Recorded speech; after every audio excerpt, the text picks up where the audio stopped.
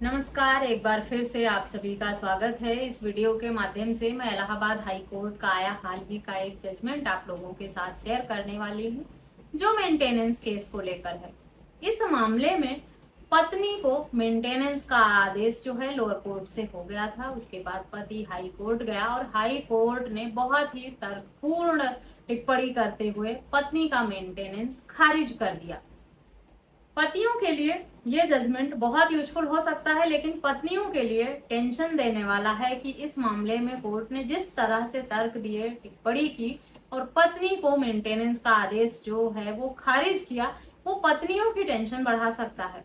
पति लोगों के लिए तो राहत भरा है ही, क्योंकि अक्सर मामलों में देखा गया है कमाने वाली पत्नी, हाईली क्वालिफाइड पत्नी और संपन्न परिवार में रह रही पत्नी भी मोटा अमाउंट पति से मेंटेनेंस के रूप में ले लेती है। इस मामले में पत्नी को 15,000 और बच्चे के लिए 25,000 रुपए प्रति माह देने का आदेश परिवार न्यायालय द्वारा किया गया था, जिसे हाई कोर्ट ने बदला।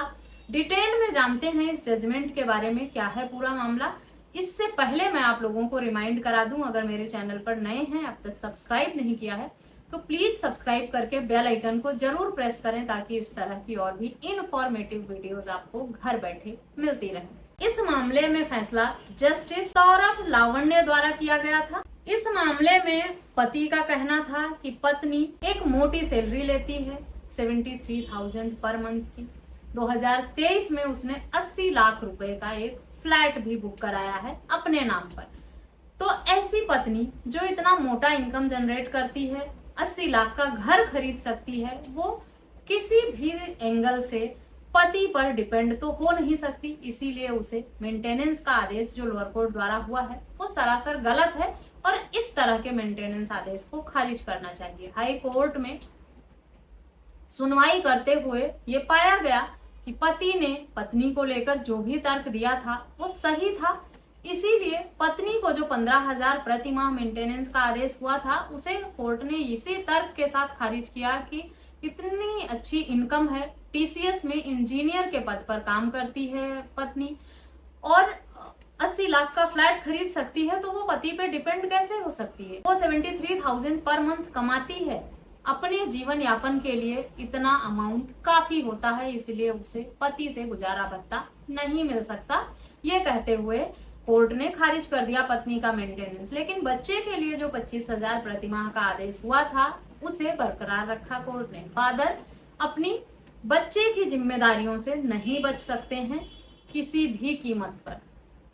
पत्नी कमाती हो तब भी, मोटी इनकम हो और अच्छा घर हो, अच्छी मेंटेन करती हो अच्छी लाइफस्टाइल, तब भी जो फादर की जिम्मेदारी है अपने बच्चे को लेकर, उसमें किसी भी तरह का बहाना कोर्ट में नहीं चल पाता है। इस मामले में भी यही हुआ कि पत्नी की इनकम को देखते हुए उसने जो भी पति ने तर्क दिया कोर्ट में, उस सबसे ये साफ हो गया कि पति अपनी पत्नी को लेकर जो भी तर्क दे रहा है वो सब सही है, गलत नहीं है।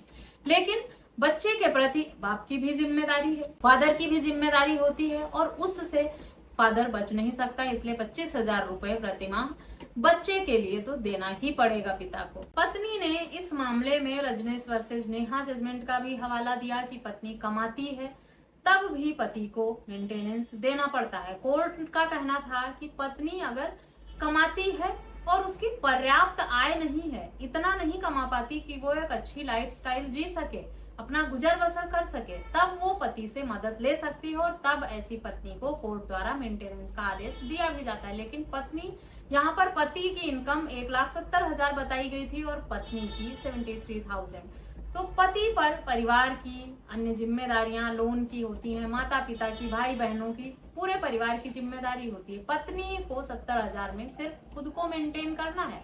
बच्चे के मेंटेनेंस के लिए तो फादर से भी 25,000 रुपए प्रति माह का आदेश हो गया है। इसीलिए इतना रकम काफी है पत्नी को अपने जीवन यापन को अच्छे से करने के लिए, इसीलिए वो नहीं ले सकती अपने पति से मेंटेनेंस। यही अगर पत्नी की इनकम कम होती, 10-20,000 रुपए कमा रही होती, तो कोर्ट को लगता है कि पति की इनकम, लाइफ स्टाइल और उसके स्टैंडर्ड को देखते हुए पत्नी बहुत कम कमाती है। लेकिन पत्नी भी अच्छा कमा रही थी, जो एक अकेले जीवन यापन के लिए और अच्छी लाइफ मेंटेन करने के लिए पर्याप्त होता है। इसीलिए उसके हक में फैसला नहीं हुआ।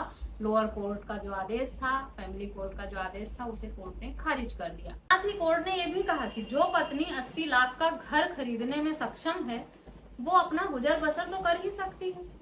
इसमें पत्नी की एक तो मोटी इनकम थी, सैलरी मिलती होगी, उसका बैंक अकाउंट से साबित हो गया होगा, सैलरी स्लिप से साबित हो गया होगा कि वो मोटा कमाती है। दूसरा, उसने जो फ्लैट बुक कराया 80 लाख रुपए का, उस वजह से भी उसे मेंटेनेंस से इनकार किया गया कोर्ट द्वारा।